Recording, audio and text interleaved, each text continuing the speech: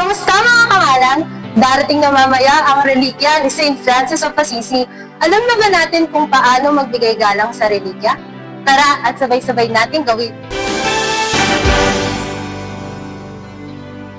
Maraming Kristiyanong Katoliko ang pumupunta sa iba't ibang mga simbahan upang igalang at parangalan ng mga relikya. Ito ay ang mga labi ng mga banal o mga bagay na kanilang ginamit habang sila ay nabuhay pa. Ngayong araw, ipapakita at ituturo ko sa inyo ang tamang paraan ng paggalang sa isang relikya na may pagpapakumbaba, paggalang at pananampalataya. Ang relikya ay hindi lamang isang bagay o labi.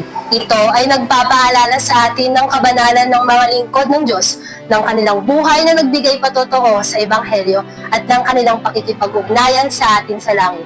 Hindi tayo sumasamba sa relikya. Ang pagsamba ay para lamang sa Diyos. Sa halip, ginagalang natin ito dahil ito ay nag-uugnay sa isang taong nagmahal at sumunod sa Diyos ng lubusan.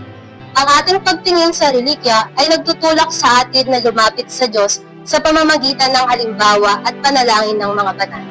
At alam niyo ba, sa paggunita ng ika-80 taong pagkamatay ni San Francisco ng Assisi at pagtatalaga ng kanyang taon ng ating Santo Papa, mapalad tayo na mabibisita ng relikya ni San Francisco ngayong darating na ika-21 hanggang ika-24 ng Agosto. Siya ay kilala sa pagkababaang loob, kapayapaan, pagmamahal sa Diyos at sa sangnilikha. Narito ang mga simpleng hakbang na maaari nating gawin. Paghahanda ng puso at isip bago lumapit, tumigil sandali at gawing tahimik ang iyong kalooban. Alalahanin na ikaw ay nasa harapan ng Diyos at ang relikya ay tanda ng pagmamahal ng isang banal, maaaring sabihin, Panginoon, buksan mo ang aking puso. Paglapit ng may paggalang, lumapit ng dahan-dahan at may paggalang. Huwag tayong magmamadali.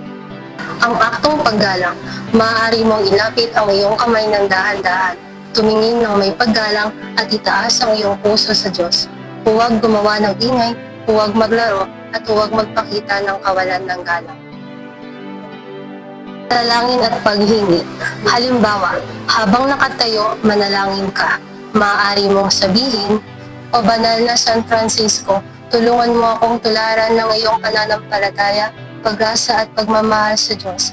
Ipanalangin mo ako at ang lahat ng aking mga kailangan sa harapan ng Diyos. Maaari ring sabihin ang Ama namin, Habaginoong Maria, o anumang panalangin na galing sa iyong puso.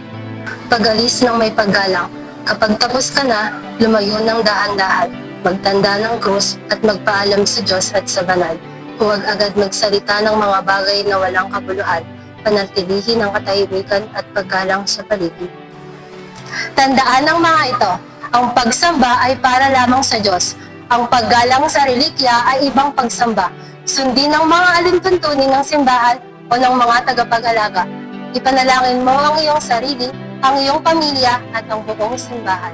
Naway ang iyong paggalang sa relikya ay maging daan upang lalong mapalalim ang iyong pagmamahal sa Diyos at tularan ng mga kabanalan ng kanyang mga lingkod. Magkita tayo mamaya. Salamat sa isang makabuluhang panonood mga kangalan.